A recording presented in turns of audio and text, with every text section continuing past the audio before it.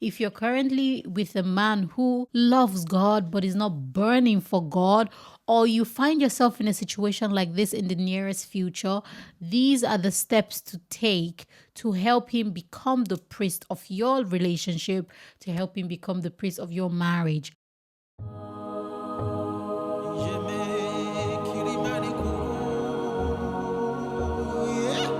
Hi, welcome to the Coach J Thyna show. Today, I'm going to be talking to you about how to get your man to become a priest. The truth about expectations is when you big people up, when you encourage them, when you praise them, they rise to that appraisal. But when you talk down on them, when you belittle them, when you compare them, they don't really grow. So most people, when they see a man who is burning, they would usually compare their man to him and say, can't you see this guy in church that always takes opening prayer? Can't you see that other brother that is on fire? Can't you see my friend's husband? He prays. Can't you see? And you're just telling him you can never be like these people in men's language. So I want to show you how you can get your man to rise up to the responsibility of being a priest in your relationship, whether you're single or married. Now, number one, the first thing you need to do is to ask him to pray for you very often. Most of the time, when we have issues, we call our pastors, we call our mentors as women.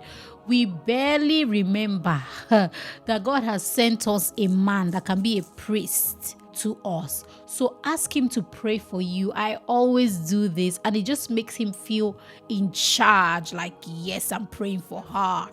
So you're not faking it. You know that the prayer of the one who you share your deepest self with will most definitely avail much. He's your best half. So what you need to understand is letting him know that he's that important. If I have an issue, I would rather tell my man than tell anybody else. He'll be like, oh yeah. So that's what you want to do. Tell him your issues. Tell him if you have cramps, if your tummy hurts, if your head hurts, just tell him to pray for you. All right. If he does this often, he will usually think, this girl is always expecting me to speak God's word over her. So I better find a word to pray for her with.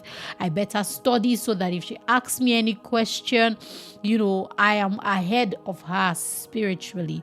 All right. Give him that opportunity to shine, to be the star. All right. That's the first thing you need to do if your man will rise up to the responsibility of being a priest. The second thing you need to do is to tell him he's an amazing man of God. Now, if you don't see anything amazing about him, what is there to say, right? But you see, just how women can conceive and bear children, that's how we can conceive and bear dreams, aspirations. So you need to conceive the fact that your man will be the priest of your family even before he becomes the priest. So tell him that you see him becoming a priest. Tell him that you see him serving. I remember then when I was talking to my husband that I'm now married to, he was my friend at the time, and I told him one day that I see him like praying, I see him doing like prayer conferences, just being a man of prayer. He told me he said he doesn't see himself in that place anytime soon. I said, I see that you will be a man of God who will serve in God's house, that you won't just only play the keyboard, because at the time he was only playing the keyboard.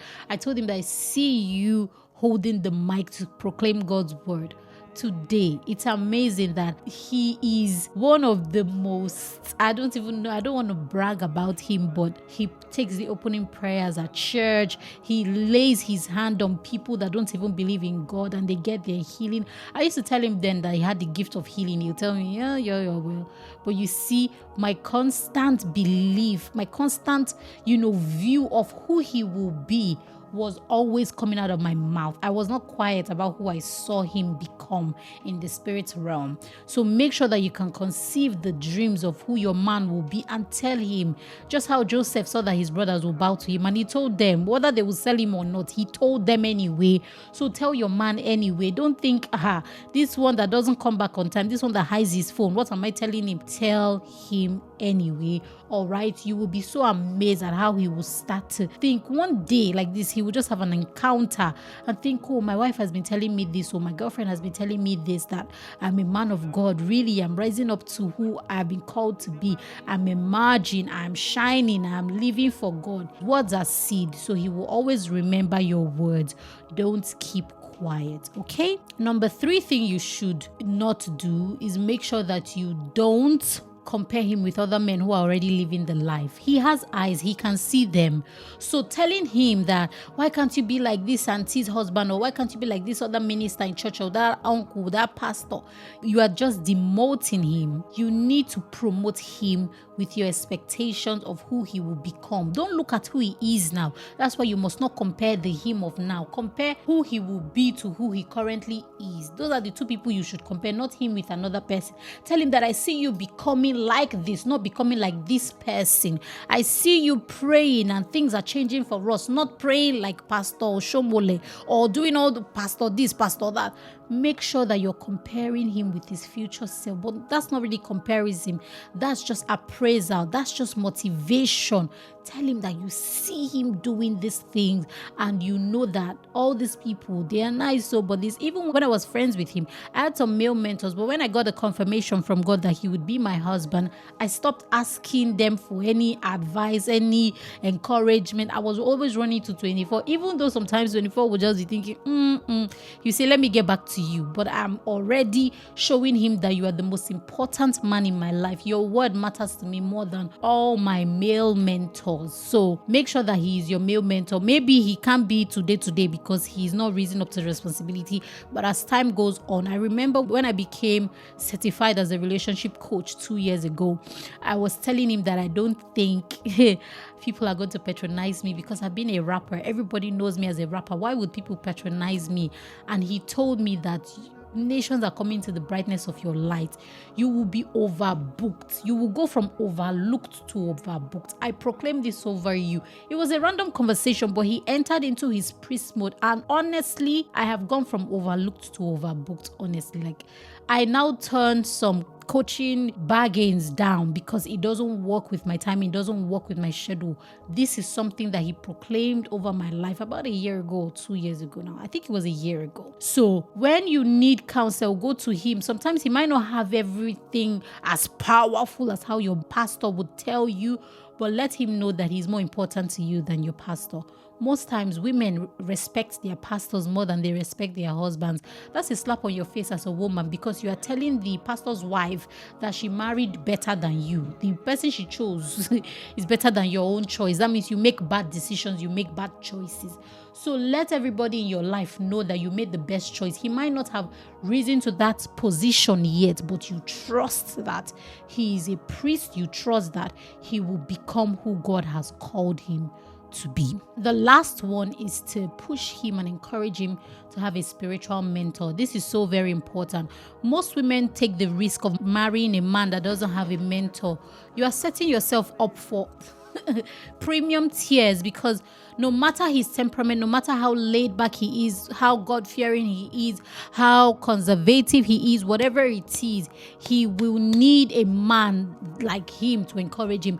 Men learn from men, and if your man is always running to his mother for advice or his sister, his elder sister, that's a red flag. So before you marry him, if you're already single, push him to a spiritual mentor that you know is sound, will encourage him. When you people have issues, will not tell him, what is your wife saying? Because if it's his family member, they will always stand for him, they will always defend him. But if it's somebody that is not related to him, they would be neutral in the situation. Let me give you an instance. When I was single, a guy that was interested in me would go to church with me and everything. I asked him who was his mentor, and he said his dad. That was the day I knew it couldn't work, because his dad will wake up in the morning, have a shower, and go and sit down in the beer parlor. Now, he had chosen a different life for himself to serve God and everything, but you can't still be using your dad, who is not living for God, as your mentor. So that was when I said, no, I don't think it can work. No, I did tell him that it's your dad that is making me dump you. Don't do that. I just said, nah, I haven't heard God, which was a fact, though. I hadn't heard God, and I wouldn't want to be where God is not leading me to. So that was how I ended that thing with that guy. Don't choose a guy whose elder brother is his mentor, no leadership whatsoever, nobody to correct him and say, what? I heard that you did this. Not bullying or like pointing them where they should go, like literally someone that doesn't use their brain, but giving them spiritual guidance is so very important. Don't play with it. Don't take it for granted and say, yeah, whatever happens. We don't do whatever happens as God's daughters, do we? So tell me the honest truth. in the comments and say that I am not settling for less. I will continue to pray till he emerges. I will continue to speak till he emerges. Praise the name of the Lord. I enjoyed sharing this with you. Remember to tell me what you have learned today and just keep praying. There are so many scriptures in the Bible of how a man was a nobody and emerged to greatness. A lot of them, David, Solomon, a lot of them. So go and use all those scriptures and pray for your man till he becomes it. Not that you're praying in your secret place, but when you come out, you talk down at him. Your words in your prayer closet is the same as your word when you are with him. I pray that the Lord will give you knowledge, insight, and understanding on how to do your relationship with wisdom, on how to speak to your man, and of course on how to live a life that pleases him as a woman. Have a wonderful, wonderful day. Remember to like if you were blessed by it, share it if you know that it would bless some other women, and most definitely tell me something that you have learned, and also tell me where you're watching from. Have a wonderful day. God bless you. I love you with the love of God. Bye.